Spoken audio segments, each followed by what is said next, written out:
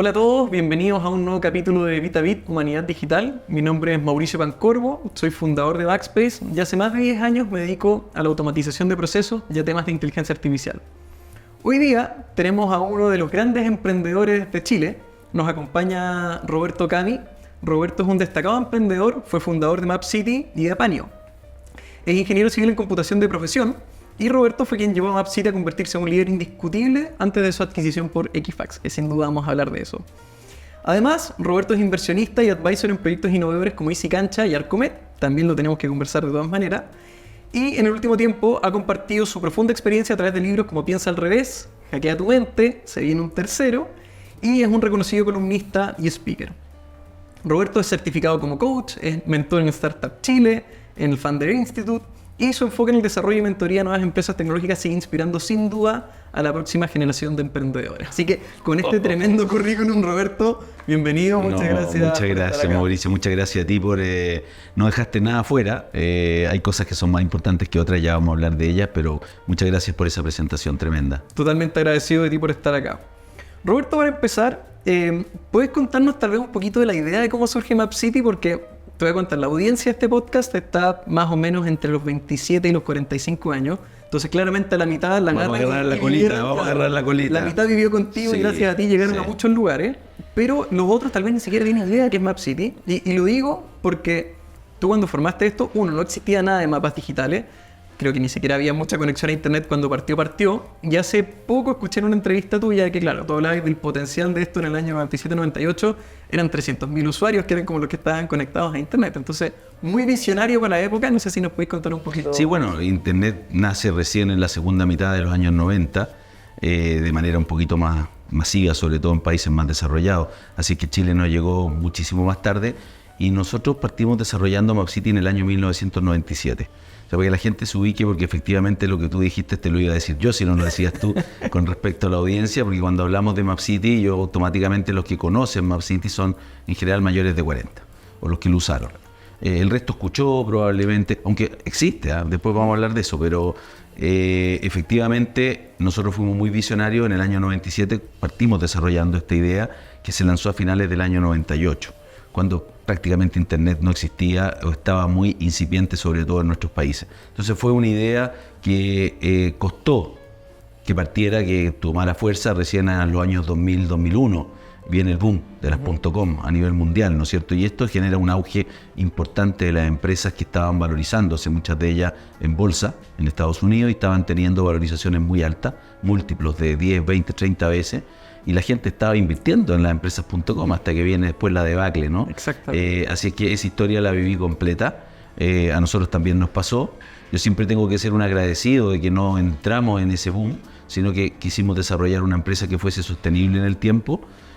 Siempre fue bootstrapping, de alguna manera con los mismos recursos. Íbamos creciendo, no recibimos inversión, excepción de una muy pequeñita que fueron unos socios que los considerábamos estratégicos para la salida a otros mercados. Pero no nos volvimos locos. Ahí se volvió loco mucha gente, había millones de dólares a disposición. Nosotros no recibimos. Yo siempre digo, hubiésemos recibido alguna cantidad de ese monto del cual estamos hablando para expandirnos al mundo, no hubiésemos existido después de la debacle. Totalmente. Y ahí, bueno, claramente no existía todo lo que existe hoy día como ecosistema emprendedor, más encima, no un inversionista ángel, nada al punto que se maneja hoy. Pero tal vez tomando algo de lo que queda hoy día, ¿cuál era el pitch que tú le decías a la gente en un contexto en el que la gente probablemente decía como, ¿qué estáis haciendo? No entiendo absolutamente nada. Ok, para los menores de 40, probablemente sí conocieron o alguna vez vieron las páginas amarillas, ¿no es cierto? Las páginas amarillas, un libraco de no sé cuántas páginas tenía, 3.000, 4.000 páginas. Eran los directorios de personas, por un lado, página blanca, y la página amarilla, los directorios comerciales. El que no estaba ahí, tú no podías llegar a ese local comercial, las ventas online no existían. Entonces tú querías comprar algo, tenías que buscar dónde lo vendían, por el rubro, llamar por teléfono, preguntar dónde queda, ir al lugar, o sea, era otra lógica. Entonces todos estaban ahí, ese era el Google de esa época. Y las páginas amarillas además eran un monstruo gigante, que existía en todo el mundo, una empresa española, Publiguías en Chile, y al final de esas páginas estaban los mapas de Santiago para las páginas amarillas de Santiago, las páginas amarillas de Concepción también tenían sus mapas al final, eran como 20 páginas que estaban pegadas a este medio libraco que pesaba como 5 kilos. Y Publias, con todo el dinero que tenía, no se le había ocurrido que era absolutamente ineficiente tener mapas en un libraco de 5 kilos. Porque Copec en su minuto te da... ¿Cómo te lo llevas? ¿Cómo te lo llevas contigo para poder ubicar la dirección? Mucha gente sacaba la hoja. Sí, pues no habían teléfonos celulares para sacarle fotos, nada. Entonces rompía, le sacaba la hoja, ya yo me voy y le sacaba la hoja. Al final te quedaba como una guía inservible. Dijimos, esto es absurdo. O sea, aquí nadie pensó en el cliente, aquí nadie pensó en el usuario. Evidentemente estábamos hablando de una empresa que era monopolio en el mundo, tenía mucho dinero, poco interés de competir o de innovar. Y ahí vimos una oportunidad con este internet incipiente. Dijimos, mira, esto en algún minuto se tiene que generar de una manera un poquito más inteligente, en donde puedas buscar las cosas a través de esta nueva tecnología que está recién partiendo. Y a mí me tocó ver en un viaje que hice a Boston una empresa que todavía existe, se llama MapQuest, que es una compañía que ya estaba desarrollando esta tecnología, y nosotros lo que hicimos fue de alguna manera decir, mira, hagamos un MapQuest mejorado, porque lo mejoramos, y local. Entonces, de alguna manera me inspiró, fue mi alter ego, ¿no? Decir, mira, ese es mi bench, para allá vamos, pero mejoremos eso. Y logramos hacer algo mucho mejor que MapQuest en Chile. Después de que yo volví ese viaje a Boston, lo primero que hice fue decirle a un equipo chiquitito con el que tenía, éramos 4 o 5 personas, le dije, ¿sabes qué? Hagamos esto. ¿Y qué te decía tu entorno en ese minuto? Como llegaste a este viaje inspirado y voy a hacer esto. Muchos años mi entorno me decía, ¿qué estáis haciendo? O sea, ¿cuál es tu negocio? O sea, ¿para dónde va la cosa? No era fácil monetizarlo tampoco. No, era muy complejo monetizarlo. Nosotros lo que primero hicimos fue entregar el valor para los usuarios. Para que la gente entienda, esto fue más o menos 10 años antes de que Google Maps apareciera en el mercado. O sea, para poner en contexto. Y Google nace después que MapCity también, como empresa. Entonces la verdad es que fue muy anterior a las grandes compañías que conocemos. Yo siempre he dicho que si hubiésemos tenido esta idea, yo hubiese estado en Los Ángeles, la zona de California, o en cualquier ciudad de Estados Unidos. O sea, MapCity hubiese sido el Google Maps muchos años antes que Google. Pensemos cómo era también el ecosistema en Chile cerca del año 2000 también. O sea, definitivamente no es lo que era hoy. No había nada, no había nada, absolutamente nada. No existía nada de lo que tú dices. No existían las aceleradoras, las incubadoras, los inversionistas ángeles, el capital de riesgo, prácticamente nada. Recién empezó a aparecer el capital de riesgo, te diría, después del año 2000. Por ahí. Y fue muy puntual. Hoy día... es lo más común, por así decirlo, un emprendedor. Sí. Oye, Roberto, y solo para no entrar en la parte técnica, pero la gente tal vez, lo más joven hoy día se imaginan satélite pasando, imagen satelital, Google Street View y ya está. ¿Cómo hacían ustedes los mapas como tal, por así decirlo? Mira, yo venía del mundo de los mapas. Yo hice mi tesis en el mundo de la medicina, en realidad, de análisis de imágenes médicas. Okay. Mi tesis de grado tenía que ver con analizar biopsia. Cuando tú computacionalmente quieres analizar imágenes, el computador no sabe qué imagen es. Son bits y bytes. Así que estamos hablando más encima con el contexto de este podcast, de este programa. Por lo tanto, pasar de analizar imágenes médicas a imágenes satelitales o a lo que tú quieras, es prácticamente lo mismo desde el punto de vista del algoritmo, desde el punto de vista de la computación. Entonces, pasé de mi tesis a trabajar en temas bien de punta en imágenes satelitales, con alianzas con IBM, con el Centro de Estudios Espaciales, teníamos alianzas, y lo que hacíamos era justamente trabajar con imágenes satelitales. Y de ahí como que la bajada a los mapas es bien natural. Los drones no existían.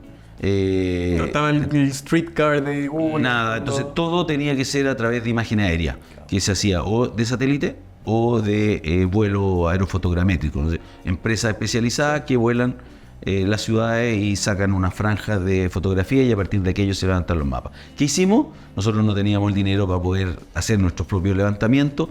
Lo que hicimos fue buscar quienes pudiesen ser los partners en ese minuto.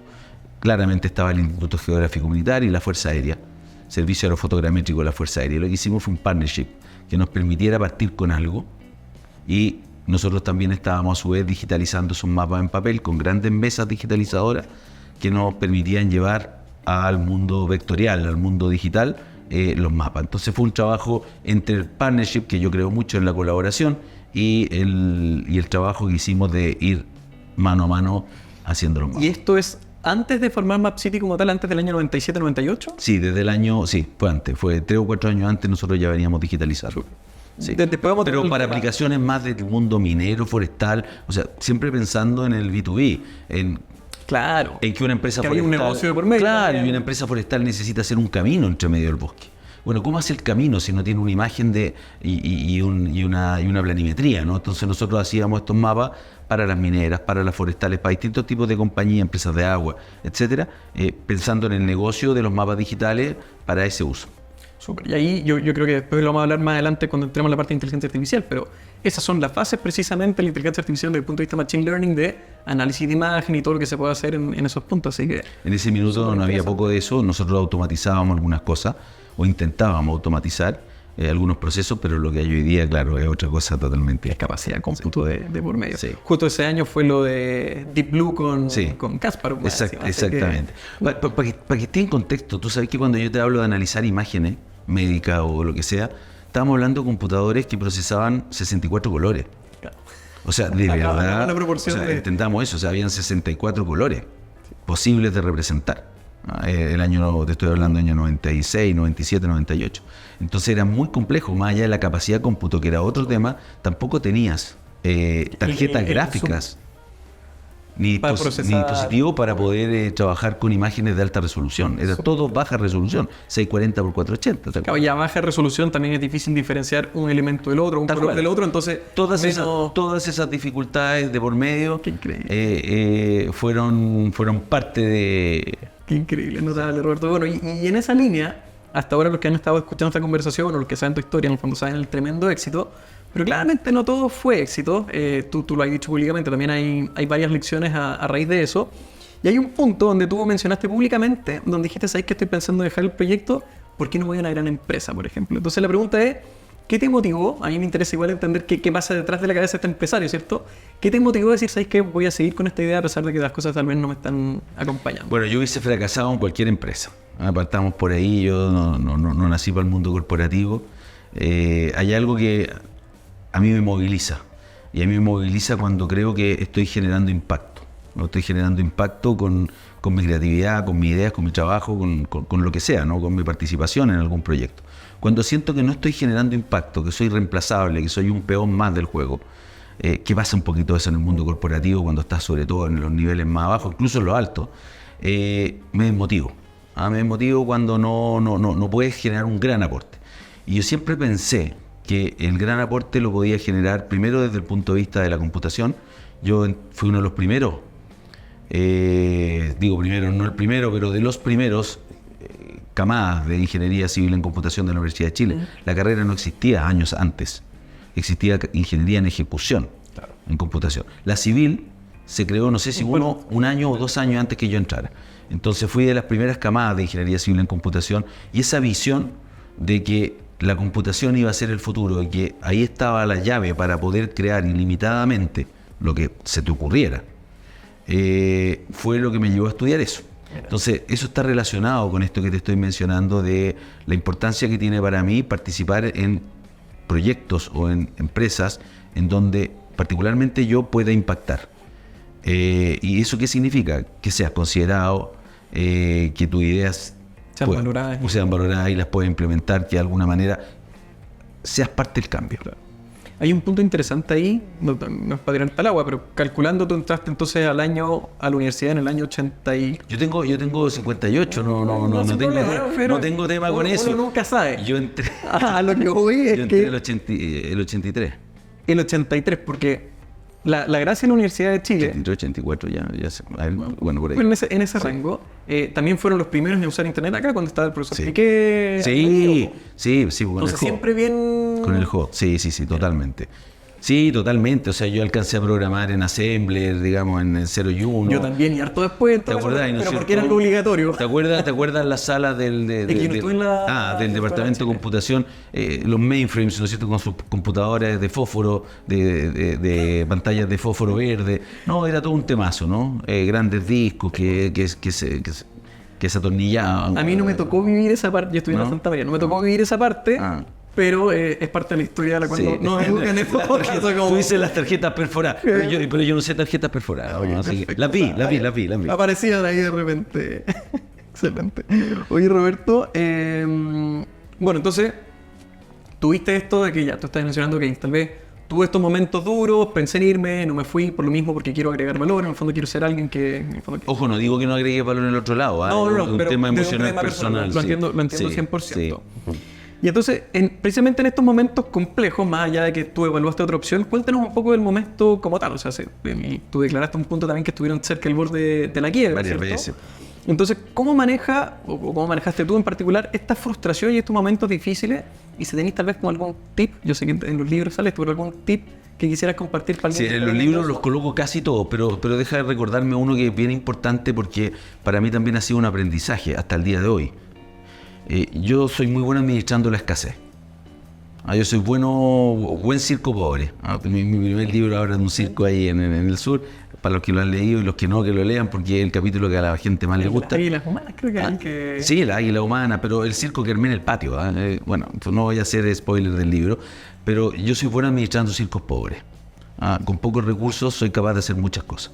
Sin embargo, eso te juega en contra en momentos en donde hay que acelerar y en momentos en donde hay que crecer y en momentos donde hay que arriesgar. Yo siempre he arriesgado y soy una persona que no tiene aversión al riesgo, pero donde hay que arriesgar me refiero a que tienes que acelerar y de repente tienes que decir, ¿sabes que este es el momento de invertir mucho más fuerte all-in, como en el póker? Y yo creo que esos momentos en Map City no los identifiqué correctamente, entonces me quedé con la escasez siempre. Entonces siempre guardemos porque vienen momentos malos, porque viene el boom de las .com, después se revienta, tuve que echar gente y de nuevo desde cero, buscar otro modelo de negocio y pues si tú miras ya así, eso le pasa a casi todo, de alguna manera, nunca las cosas son siempre con pendiente positiva. Entonces de alguna manera yo como que me acostumbré y dije que guardar para la época flaca, y ese guardar para la época flaca me cegó un poquito la posibilidad de ver que había momentos donde tenía que crecer, expandirte y tomarte el mercado completo latinoamericano. Entonces yo fui primero a Perú, fui después a Colombia, después intentamos hacer una cosa en Argentina, vino el corralito en Argentina y tuvimos que devolvernos, no había nada que hacer. Entonces fue como país por país, de a poquito. Eso a lo mejor podríamos decir que fue la gracia de que nos permitió no quebrar. Claro. Porque hay otros que se fueron al mundo entero y se reventaron, digamos. Podríamos mirarlo desde los dos lados post-mortem. Pero hay momentos en donde hay que arriesgar un poco más. Porque si nosotros hubiésemos sido de verdad latinoamericanos, ponte tú presencia... probablemente hubiese llegado un Google y te hubiese comprado por 10x lo que yo vendí. Hubiese sido más agresivo en algunos momentos. Entonces esa escasez creo que está bien. Está bien, pero hay que medirla muy bien. O sea, la escasez está bien para ciertos momentos, en ciertas situaciones, pero hay momentos en donde hay que acelerar. ¿Por qué? Porque, yo también lo digo en mi libro, el timing es demasiado importante. O sea, el momento en el cual tú estás desarrollando tu proyecto, lo vas a escalar, es muy importante. Si lo haces muy temprano, como en el caso nuestro que partimos muy temprano y no tienes la espalda, sí, a los 2 años tu proyecto fracasó y perdiste una gran oportunidad. En el caso nuestro no fue eso. Partimos temprano, pero logramos subsistir. Teníamos algunos inversionistas que fueron fundadores también, no participaban del negocio, pero que se comprometieron y de alguna manera aportaron cuando hubo problemas de caja, ¿no? Pero si eso no lo tienes, tú dices, ¿sabes qué? Me fue mal. Tuve 3 años con Map City y me fue mal. Si eso es lo que hubiese pasado con cualquier otra situación. Entonces, pasar esos baches es bien importante y ahí la escasez la tienes que gestionar y tienes que manejar bien los recursos. Pero cuando estás mirando que la cosa va para arriba, que el mundo ya va orientado hacia el internet y que este es el momento, hay que meterle lucas. Roberto, tú eres bien consciente, por lo que he escuchado en entrevistas, sobre todo una con Nacho que lo comentaste, de tal vez cuáles fueron tus errores ya un poquito, ahora que ya saliste en Map City y ya lo vendiste. Pero lo que me estáis diciendo ahora, ¿en qué minuto te diste cuenta de ello? ¿Es hace poco? ¿Es una vez que ya estás fuera? Porque si no me equivoco, en una parte de la entrevista tú incluso dices como, yo creo que estuve muy metido muchas veces, hablando de este mismo tema, muchas veces metido incluso en el código, como cuestionándole a la persona de por qué hizo el código, siendo que podría haber estado enfocado en otras cosas, ¿cierto? En esta misma visión de salir de Chile o algo. ¿Tú te diste cuenta de eso cuando todavía estabas en Map City y hubo un crecimiento ahí? ¿O esto ya es todo desde afuera cuando empezaste a reflexionar y sabes que ir a llorar? No, yo me di cuenta desde adentro, pero yo creo que era un poquito tarde cuando me di cuenta. El líder, yo estuve metido en el micromanagement todo el tiempo. Un grandes errores, porque además me gustaba. Entonces yo programé parte del código del primer Map City, lo doble a la derecha, doble a la izquierda, 3 cuadras más allá, lo programé yo. Ese algoritmo lo hice yo, con mis manos. Entonces, después ya no me metí a programar, pero como entendía código, de alguna manera estaba siempre conversando con los desarrolladores y generando ideas y mirando un poco lo que se estaba haciendo. Y yo creo que me consumió mucho el micromanagement en distintas áreas, no solamente en el mundo de la programación.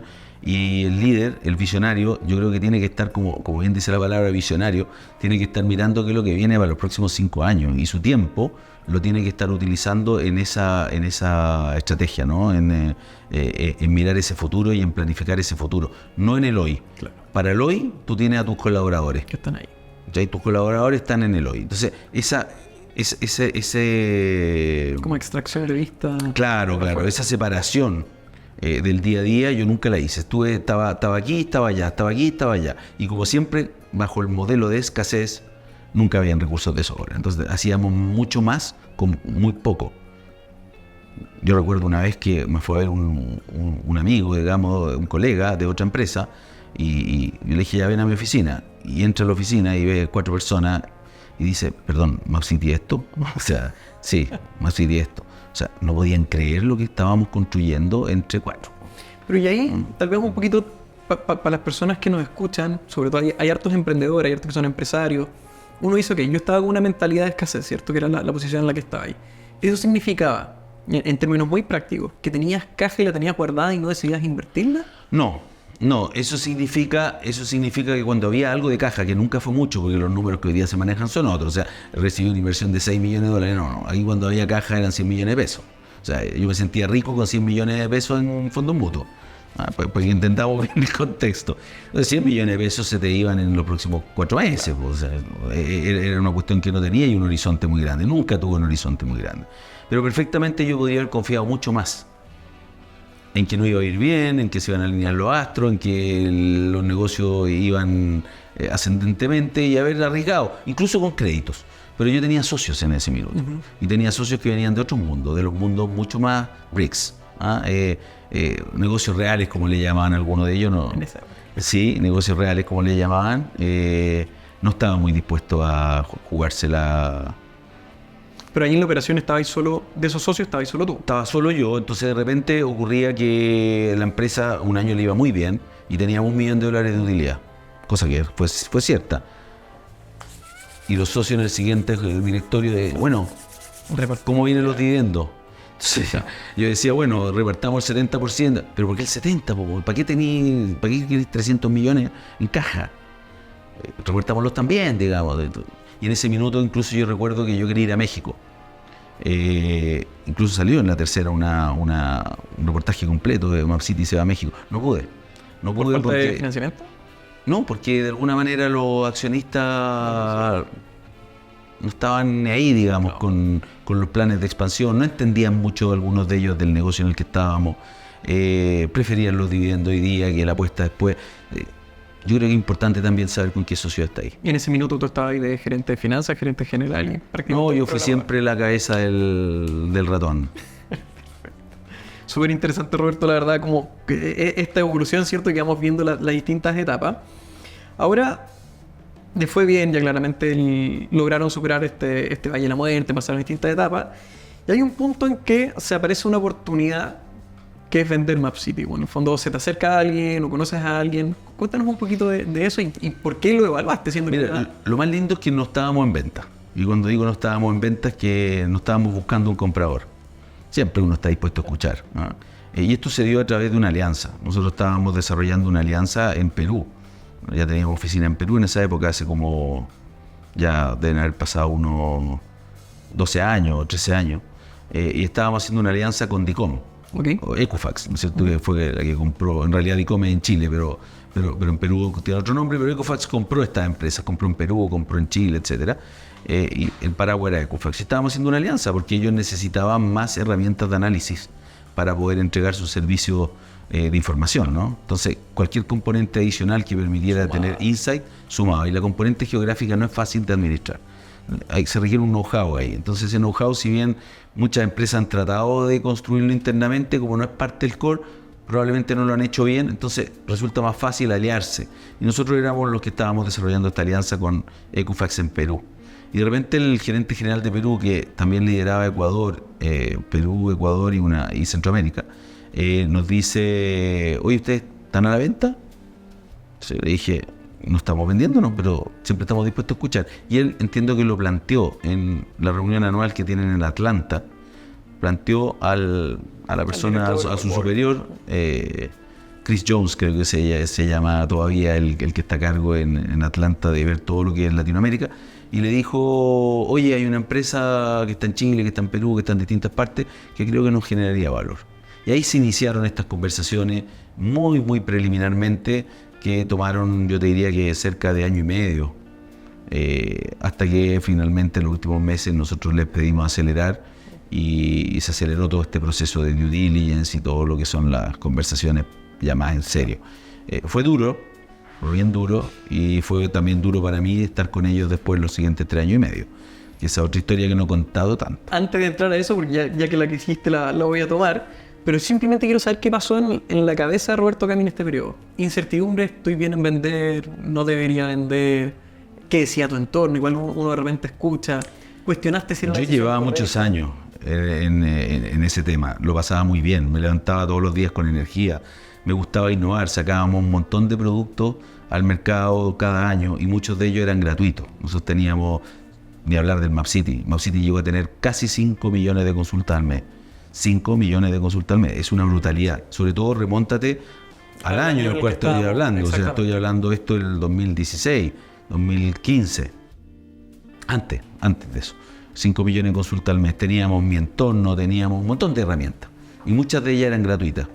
Entonces yo sentía que el hecho de vender podía al final terminar sacrificando todo ese valor que habíamos construido de entrega. Nosotros teníamos mucho de entrega, ayudábamos en las catástrofes, con mucho mapa que entregábamos al gobierno. Cuando fue el mal llamado estallido social, ¿no es cierto? Nosotros también participamos en desarrollar junto a Corfo y a otras instituciones los catastros de los locales que estaban siendo dañados, para después entregar subsidios, cuando el gobierno tenía que entregar subsidios para que se levantaran esos empresarios, microempresarios.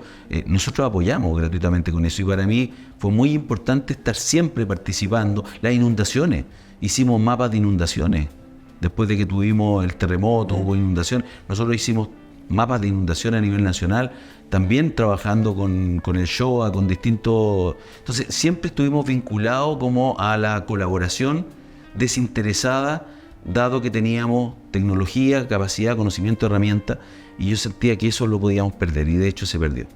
Qué pena, porque justo un punto que dices, claro, hoy día está de moda lo que es la responsabilidad social empresarial, ¿cierto? Pero un poquito también porque es medio obligado para algunos.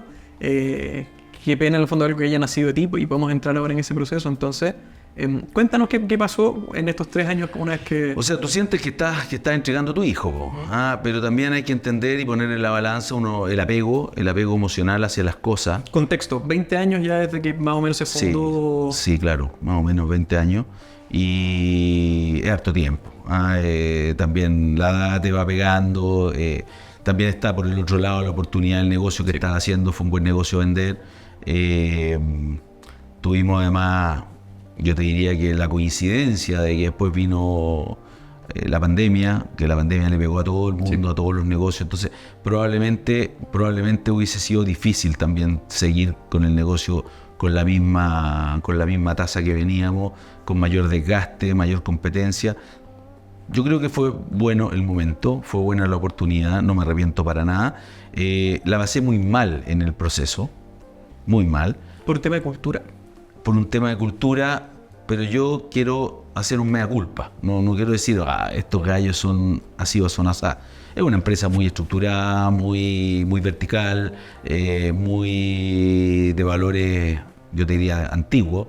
En el directorio éramos, creo que 9 personas y todos hombres. O sea, Diversidad. Poca diversidad, mucho autoritarismo. O sea, empresas que ya tienen más de 100 años y que de alguna manera no se han modernizado desde ese punto de vista. Pero más allá de hablar de ello, yo te diría que el problema fue mi actitud. Yo creo que yo tampoco estaba preparado para el proceso. En términos de que si bien seguía siendo socio minoritario de la empresa, pues vendí una parte y luego vendimos la otra, mientras convivimos, yo como gerente general y como socio también minoritario, yo tuve una actitud que probablemente no tuvo la apertura suficiente como para entender el criterio del otro lado, de empatizar con el otro lado. Te está comprando una corporación norteamericana, 24 países, mucha plata, bla, bla, bla, bla, bla. Tú no eres nadie, primero que nada. O sea, aquí podría haber sido mucho el gerente general, manejáis todo, pero aquí no eres nadie. Pasaste a ser parte. Entonces, tomar conciencia de que no eres nadie es un golpe al ego. Partamos por ahí. Y segundo, ellos sufrieron al poco tiempo, a los pocos meses de que nos compraron, sufrieron un breach de seguridad. Les robaron en Estados Unidos, no en Chile, 180 millones de Social Security Numbers, que tú sabes que en Estados Unidos ese no es el root, ese es un número con el cual tú sacas crédito, digamos, es muy valioso y es privado. Y se lo robaron, 180 millones, la acción se fue al suelo, el CEO para afuera, el CTO para afuera. Hecatombe mundial en Equifax, todos los países obligados a seguir ahora unos estándares súper elevados, a hacer modificaciones estructurales muy grandes, inversión en tecnología, y nosotros estábamos a la colita, también castigados de alguna manera con ese mismo proceso, que no significó rehacer cosas, no significó invertir mucho dinero en estándares de seguridad que no eran propios a nuestro giro, y todo eso yo lo sentía como una pérdida a la posibilidad de seguir creciendo e innovando, porque si tú tenés que destinar todos los recursos van para acá, todo el foco va para acá, y todo esto con amenaza, mira, bajamos la cuestión, bajamos la plataforma si en 3 meses no está operativa bajo nuestros estándares. Entonces, ¿y cómo la hago? Bueno, la única manera, contrátame de plata, cambio. Y yo sentía que los flujos, en vez de vamos a nuevos mercados y vamos a crecer, vamos a parchar, entre comillas, o vamos a corregir, o vamos a mejorar, ¿no? Eso para mí fue dramático, y eso duró varios años. Y fue dramático y yo luché contra eso. Entonces yo te diría que, ¿dónde está mi mea culpa mirando? ¿Para qué luché contra eso? Yo no tenía cómo ganar esa pelea.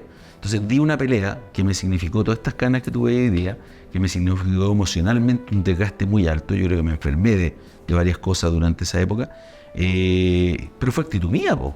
O sea, no los voy a culpar, ellos hicieron lo que tenían que hacer, la acción se recuperó al tiempo, lograron los estándares que querían, o sea, siguieron el camino que probablemente era el correcto que tenían que seguir, nos llevaron a nosotros evidentemente porque éramos parte de, y yo no quise aceptar eso. O sea, ¿te quieren la culpa? Yo te diría mía, absolutamente, la actitud, no haber sabido enfrentar ese proceso de la forma correcta. Y eso me llevó a que los 3 años y tanto que conviví con ellos fueran muy duros. Fueron mucho roce, mucha discusión, mucha negación, mucha confrontación, te diría yo. Y eso va deteriorando relaciones, va deteriorando... Eso me llevó a reflexionar mucho. Bueno, y a raíz de eso yo creo que también aparecen los libros, ¿cierto? Yo creo que hay un cambio tuyo. Como decíamos antes, ahora estáis parte del coach, estáis muy metido en temas de propósito, o sea, como alguien que partió civil en computación, civil en informática, lo mismo, súper cuadrado, cómo se fue esto. Pero para hacer un doble clic en lo que estaba diciendo Roberto, tú el día de hoy ya te das cuenta que tal vez fue un tema de actitud, etc. Claramente en esa época estabas consciente de lo que lo estabas pasando mal, pero ¿qué pensabas? ¿Cuál era el pensamiento que estaba detrás? Oye, ¿sabéis que la embarré? No debería haber hecho esto. Oye, ¿sabéis que 3 años más ojalá pasen rápido? Me quiero ir. ¿En qué actitud? Fue más lo segundo. Ya. Fue más lo segundo. Ojalá pasen rápido, sí. Sí, no, cuestionarme si fue mala idea vender o no, creo que no fue por ahí, pero sí en algún minuto yo estaba a punto de irme. O sea, dejando el valor, porque cuando te compran en parte, la segunda parte se supone que tiene que valer más que la primera, porque tú creces con el socio, ¿no? Esa era la lógica. Y sí crecimos, pero crecimos 2 veces, no crecimos 10, y la expectativa era crecer mucho más. Pero estuvo bien. Pero en algún minuto yo estuve pensando en abandonar el buque y decir, ¿sabes qué? Ya, me da lo mismo la segunda patita de esto. Por salud, priorizo familia. Exactamente, sin crecimiento. Estuve varias veces a punto de decir, ¿sabes qué? Chao. ¿Y te afirmabas ahí de esa segunda Tuve patita? muchas conversaciones con gente, amigos dentro de Equifax, que me ayudaron a navegar las aguas turbulentas. yo tengo un hermano que también lo había invitado a la sociedad, que también tuve muchas conversaciones con él, si bien él estaba afuera, tenía la visión más externa de este proceso. Todas estas conversaciones me fueron como, ya, ok, vamos Roberto, respira, manéjalo. No vaya a todas las peleas, anda a las más importantes, solamente esta no tiene ningún sentido. Y eso me llevó a aprender mucho de que la actitud con la que tú te tomas las cosas finalmente termina siendo relevante, muy relevante al resultado, pero más aún a cómo lo pasáis, que es lo que veníamos hablando antes de la entrevista de lo que es el manejo emocional. Tú, sí, vamos a tocar el tema enseguida, pero tú decís que cuando estabas en la época de Map City te despertabas y súper motivado, en el fondo, como que ganas de ir a trabajar. Estos 3 años para ti son un periodo, digámoslo, no sé si oscuro es la palabra, ¿te despertabas desmotivado? Sí, la verdad que no tenía la misma motivación, porque además se trancaban todos los procesos. O sea, hubo varios proyectos que durante esos años yo ideé. Uno de ellos se llama Verifícate. Nosotros estábamos desarrollando un sistema de verdad innovador para verificación de identidad. Hoy día tú veis todos los problemas que hay con Uber, con los asaltos y qué sé yo. Bueno, nosotros estábamos haciendo un sistema que permitía, a través de biometría y a través de muchas otras características, con la información de Equifax, permitirnos verificar a las personas de manera digital de una forma muy innovadora. Y ese proyecto alcanzó a ver la luz. Ya tenía los primeros clientes, nos costó varios años desarrollar, y en la corporación, digamos, hablando de Equifax a nivel mundial, como que esto lo miraban ahí súper lejos, como que nunca le pusieron mucha fuerza, tanto así que cuando yo termino vendiendo y saliendo, el proyecto muere. Entonces sentía de que no estábamos alineados con respecto a la oportunidad. Y no porque no la quisieran ver, sino porque Chile es parte de una estructura demasiado muy grande, en donde ellos miran el negocio global, las cosas pueden partir aquí y expandirse, pero Chile no era probablemente tan importante como... Entonces sentía que ya no podía impactar de la manera que impactaba antes, en donde, o sea, sé que decidimos salir con esto y lo sacábamos, pero aquí no, aquí todo era como parte de una evaluación mucho más compleja, tenía que dar certidumbre con respecto a los flujos. Bueno, pero el segundo año, ¿cuánto voy a ganar? Bueno, veamos cómo nos va, porque hay una guata que dice que la cosa va para allá, igual como nace Map City, ¿no? Bueno, esa guata aquí no funciona, acá toda la guata hay que llevarle una planilla. Está bien, porque si no los recursos son realidades son realidades distintas. Una es una startup que está apostando en parte el riesgo, y la otra quiere pura certidumbre. Exactamente. Entonces hay choque ahí desde el punto de vista de las visiones, de cómo enfrentan las oportunidades. Ellos están más acostumbrados a comprar cosas probadas. A este gallo le está yendo bien, ya, yo lo quiero conmigo, venga, y yo le sumo el ingreso que ya tiene, el margen que ya tiene, lo sumo en mi planilla. 100% certeza. Pero empresas que estén ahí como jugando con la innovación, de que vaya a la micro, que apostemos, que pivotemos 3 veces, 10 veces. Yo estoy de acuerdo. No están mucho para eso. No. Y a nosotros nos tocó, nosotros acá en el negocio representamos marcas, ¿cierto? Trabajamos durante 8 años con una marca que igual ya transaba en bolsa en Estados Unidos, Nasdaq, todo, y otra más grande lo compra. Y al principio, como todos pensando, oye, qué rara la adquisición. Ya sabemos en qué terminó hoy día, seguimos trabajando con ella en todo caso, pero todo lo que era esa cultura, todo lo que era eso, desde que teníais la opción de conocer al CEO, que igual es una persona, una empresa de 5.000 empleados y podíais estar con el CEO y todo, a lo que es hoy, uno ve claro que al final las grandes corporaciones ya de este volumen no hay mucho que hacer, y como dices tú, juegan a la segura más. Pero no es una... No es algo malo, no es algo malo. No una crítica. No. Es la naturaleza. Ellos están en otro negocio, y yo te diría que tú me hablaste de consejo. De repente me llama gente y me dice, ¿sabes que estoy en un proceso con una posibilidad de venta? Ayúdame, tú ya has trabajado en estos temas también en Easy Cancha, hemos estado conversando con interesados que nos han tocado la puerta, etcétera. Entonces, de alguna forma ya vas como teniendo esa cultura de poder conversar con inversionistas y saber qué piensa el otro, que creo que es muy importante. Uno de los riesgos que tiene cuando una startup es adquirida por una compañía más tradicional, en un negocio más de bricks, ¿no es cierto?, que no tiene la cultura de innovación per se, es que efectivamente destruyan el negocio. Esa es una de las posibilidades. Entonces ahí es bien importante que la negociación ex ante cubra ese riesgo. para el emprendedor. Claro. Y es uno de los consejos más grandes que yo le puedo dar a un emprendedor cuando va a hacer una alianza de esta naturaleza, en donde quien va a controlar va a ser otra empresa, que no sabe muy bien si es que se alinea o no se alinea culturalmente a nivel de la visión, a nivel del propósito, es que termine destruyendo el valor que tú creaste. Y eso sí que es doloroso. Y hay casos emblemáticos. Hay casos emblemáticos. Adexum, una empresa de tecnología bien innovadora que fue adquirida por un grupo peruano, quebró. O está en proceso de quiebra. Clientes nuestros. O sea, lo sabemos muy bien. Bueno, y ahí también fue una compra en 2 fases, donde el valor se destruyó en el camino. Entonces, por muy grande que sea, te compra otro que viene con otra cultura, con otra visión, con otro propósito. Ojo con eso. Tienes que estar dispuesto a que sea absorbida, que desaparezca la marca, que desaparezcan muchas cosas en las cuales tú creías. Entonces la pregunta es, ¿quieres estar ahí o no quieres estar ahí? Roberto, y en esa línea, pensando en... Se habla mucho que el mercado se está atomizando en estos principales grupos tecnológicos, tal vez sobre todo con el tema de inteligencia artificial se ha adelantado mucho más. Han aparecido muchas startups de inteligencia artificial, yo sé que tú estás muy metido en el tema de innovación. ¿Qué crees que va a pasar en Chile en esa línea, con el ecosistema emprendedor? Yo sé que tú diriges mucho también a los emprendedores, tienes bastante contacto con ellos. ¿Crees que eventualmente ya todos están formando empresas pensando en un éxito, así como, oye, le voy a vender a uno de los grandes y con esto hago el deal? Mira, a mí no me gusta esa tesis, la tesis de voy a construir para vender. No me gusta cuando parten así las empresas.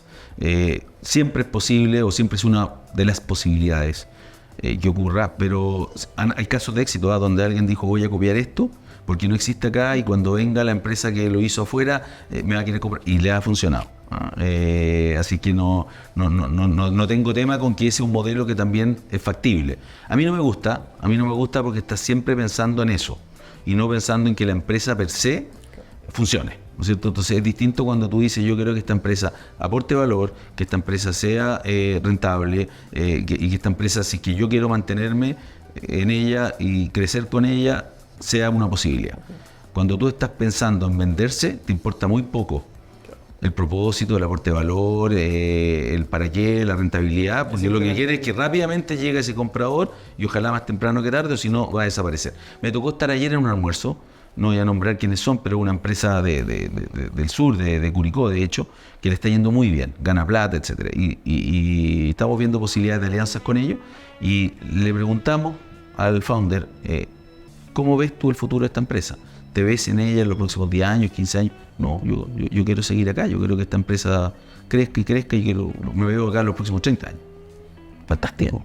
Súper bien. Fantástico. Si me hubiese dicho, no, mira, en realidad yo ojalá de aquí a un año, ojalá que me compren, es otra la mirada. No es que esté mal o esté bien, pero hay que entender bien cuáles son las lógicas con las cuales uno opera.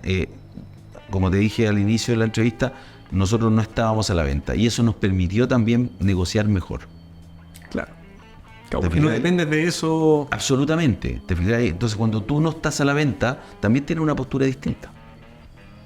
¿Tú crees que en algo va a afectar la adopción masiva de inteligencia artificial en esto mismo? De que van a aparecer, pensando en lo fácil que puede ser construir una empresa en día de hoy sin propósito, sin valor, sin una visión, simplemente ofrecer un servicio cortito y... Yo no veo el link entre inteligencia artificial y esto que tú me estás diciendo como nueva forma de operar desde el punto de vista empresarial. No logro entender ese vínculo. O sea, yo creo que la inteligencia artificial definitivamente lo que va a hacer es que va a desplazar a muchas empresas hoy día que, si no entran en ese camino, probablemente no van a poder seguir jugando el juego. Yo soy socio de un call center. Los call centers están incorporando inteligencia artificial, y no para automatizar todo, porque uno siempre quiere finalmente el contacto humano, pero los márgenes están cada vez más chicos, los costos del personal, de los colaboradores, son cada vez más altos, con las leyes laborales que son cada día más complejas para el empresario, y eso te obliga a incorporar tecnología para ser más eficiente. Entonces yo te diría que la inteligencia artificial lo que llega es a colocar ahí un elemento obligatorio para ser competitivo. y para poder establecer estrategias que sean más efectivas, ¿no es cierto?, en el mercado. Nosotros también en Apaño estamos incorporando inteligencia artificial porque está atacando además un segmento que tiene poco dinero, el segmento de los microemprendedores, los microempresarios. No tienen mucha plata, no tienen conocimiento, no tienen tiempo, porque la hacen todas. Y si no les colocas tecnología, no tienes cómo servirlos. Claro. Servirlos. Entonces, si ese va a ser tu cliente, la única manera es con tecnología. Nosotros hace, creo que fue un par de capítulos ya tuvimos a Hernán Leal, que también es socio de Fastcom, que es otro call center. Y él nos contaba un poquito en esa misma línea cómo incorporan, pero se habló de el... ¿Cómo se llama? One Person Billion Company. Al final, un CEO, pura inteligencia artificial. Solopreneur. Sí, definitivamente. Vamos a tener una disminución de recursos humanos, llamémoslo así, en la vieja jerga, apoyado por inteligencia artificial. Eso es un hecho. Entonces, mensaje hacia las personas, ¿no es cierto? No es que todos tengamos que ser expertos en inteligencia artificial, pero sí tenemos que ser capaces de apoyarnos en ella para que nuestro trabajo sea mucho más eficiente. Entonces, si alguien está en el mundo del diseño, o sea, está como empleado en una empresa diseñando, lo más probable es que eso sea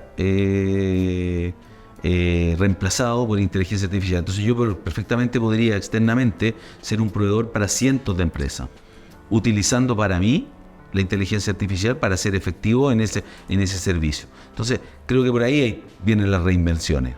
No todos mañana se pongan a estudiar Python. No va por allá. No es el consejo. Definitivamente. Roberto, se nos ha ido increíblemente el tiempo. Tenemos una tradición en el podcast. ¿Ya? No, me la contaste. No, sí te la conté. No la leí. Tranquilo. Esta tradición es que a cada invitado le hacemos una pregunta hecha por ChatGPT. Ya. Y esta pregunta, simplemente le decimos, viene Roberto Capi, pregunta lo que quieras. Estas son las preguntas que no puedes repetir. Y esta es la pregunta que nos hace. Y dice, reflexionando sobre las diversas etapas de tu carrera, desde que fundaste MapCity hasta tus actuales empeños como mentor y escritor, ¿cuál consideras que ha sido tu mayor contribución al ecosistema emprendedor y tecnológico de Chile? ¿Y cómo esperas que tu legado influya en las futuras generaciones de emprendedores? Mira, qué buena pregunta. Me gustó, ¿eh? Me gustó la pregunta. A ver, yo creo que está ligado a los libros. Finalmente está ligado a los libros. Yo me di cuenta, también te contaba antes de la entrevista, cómo tú sin darte cuenta puedes impactar a otros. Yo estoy muy vinculado al sistema emprendedor y la mayoría de las cosas que hago con el sistema emprendedor son gratis. O sea, estoy ahí porque quiero estar. En general no cobro por casi ninguna de las charlas que doy. Hay algunas que sí, cuando son empresas grandes y hay que preparar mucho, pero en general estoy ahí no por retribución monetaria. Y los libros, tú sabes que no son negocios, excepto que sea una Isabel Allende o alguien por el estilo. Así es que invierto en tratar de impactar a otros en lo que yo creo que yo puedo entregar de vuelta. El valor está en la experiencia, en las canas, en lo que te estoy contando a ti, de pequeños tips de repente cuando yo te digo, mira, hoy día hay muchas empresas comprando otras startups y los gallos no saben cómo negociar, en ese pequeño dato de, oye, ojo, puede haber destrucción de valor, protégete contra aquello, etcétera, ¿no? Choques culturales, cosas de esa naturaleza. Yo creo que esos pequeños tips que uno de repente le da al emprendedor pueden ser un shift muy importante en la carrera. Y te contaba, y lo voy a contar de nuevo, que me pasó que después de haber escrito mi primer libro, Piensa al revés, he recibido muchos mensajes, obviamente gente que le impactó, etcétera, lo cual es muy gratificante. Están en mi blog también, yo los voy poniendo con permiso de ellos. Pero hay uno que particularmente me llamó mucho la atención, de un emprendedor peruano que tiene una empresa que se llama Incarmi, que estaba quebrando o había quebrado, había decidido no seguir con la empresa, y a raíz de algo que leyó en mi libro, donde me dice, mira, leí esto y qué sé yo, le di un giro y te quiero mandar de regalo una polera que es de las primeras que estamos sacando con esta nueva etapa ya, con el cambio de visión, gracias a tu libro. Y me mandó una polera de regalo con la cual ando en bicicleta, y hoy día la empresa veo que además no solamente hace poleras, sino que hace shorts, hace calcetines, etcétera, y todo de material reciclado de redes de pescadores.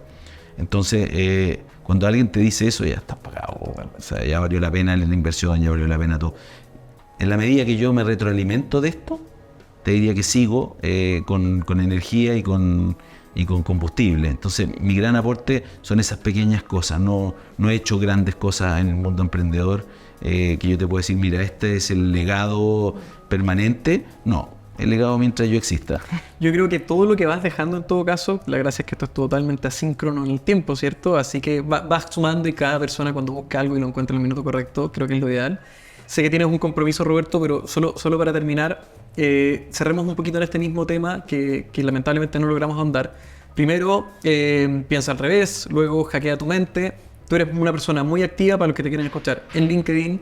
Tienes el blog, están los 2 libros. No sé si nos quieres contar un poquito más de lo que se viene tal vez en el tercer libro que está pronto. Sí, hoy día yo estoy con un rol, yo tengo agenda abierta. O sea, tengo un Calendly, donde todo el mundo tiene mi Calendly, entonces me van agendando. Y eso es lo que me pasa, que de repente me llenan la agenda, bloqueo los espacios para el gimnasio, qué sé yo. Pero en general se me llena la agenda, pero la gente que me agenda es gente que sabe que estoy dispuesto a entregar algo o en qué estoy hoy día. Entonces, estoy en las cosas que quiero estar. Estoy efectivamente participando en charlas, en eventos, en foros, en paneles. Para esas cosas estoy siempre disponible y me toca participar bastante. Estoy de director de varias empresas. Tengo la posibilidad de participar en startups, en directorios más modernos, ¿no es cierto? Más tipo advisory. Soy socio también, he invertido en varias empresas. Tú mencionaste Easy Cancha, una empresa que está en 5 países, 1 millón de reservas al mes. La verdad que nos ha ido muy bien. Arcobet Lab, en donde desarrollamos implantes en 3D para... Esa foto fue hostil, debo decirlo. Quien vio la foto en LinkedIn... Pero avisé antes de que podía ser sensible. Bueno, hacemos implantes, una empresa también que le está yendo bastante bien, todas con su alto y bajo. Nada es tan lineal.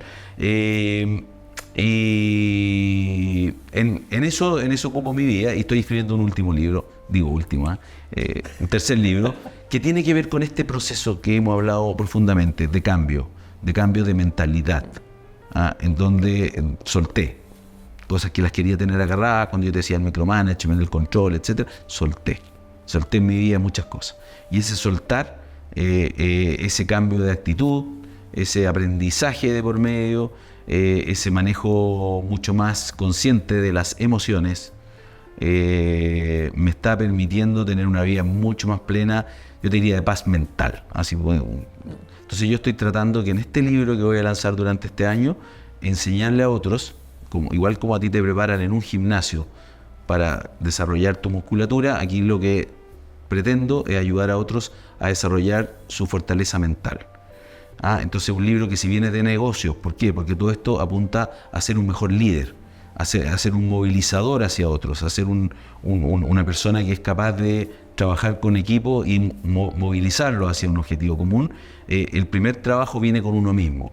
Y esa es una de las razones por las cuales, por ejemplo, yo decidí el año pasado estudiar un diplomado en liderazgo y certificarme como coach.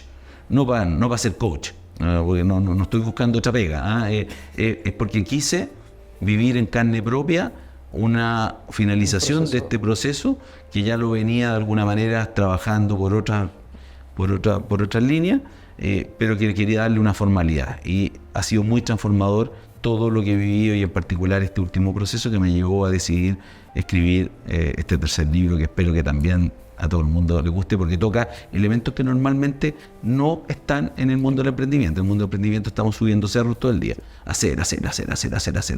Y nunca hay un trabajo interno, introspección, o pocas veces nos damos ese tiempo. Yo ahí, Roberto, la verdad es que quisiera también agradecerte y reconocer públicamente, porque la verdad que el conocimiento que tú has entregado al ecosistema, sea en los podcasts que has participado, muchos de un lado humano, muchos de un lado empresario, acá tratamos de abordar un poquito de los dos con el componente técnico a veces, sin duda es un valor para todos los que te escuchan, para todos los que te conocen y han tenido la suerte de conocerte. Los que no, en LinkedIn claramente es el primer lugar, si no, robertocani.com, si no, piensalrevés.com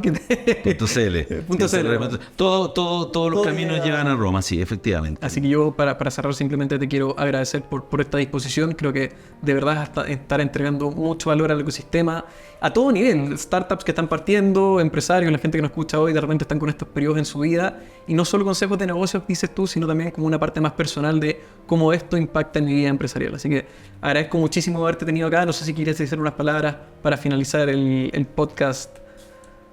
No, lo único es que me encanta interactuar con la comunidad. Mi LinkedIn lo respondo siempre, esa es mi plataforma. Si me quieren seguir en Instagram, Recami, pero van a encontrar cuestiones mucho más aburridas, más fome, más de familia probablemente, que me importan más a mí que al resto. Así es que en LinkedIn soy bien activo, efectivamente, como dice Mauricio.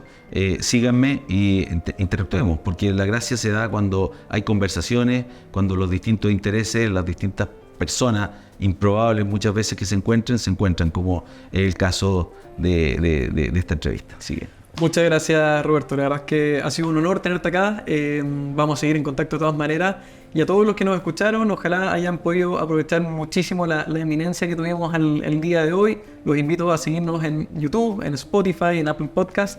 Y como siempre, nos vemos en un próximo capítulo. Un abrazo.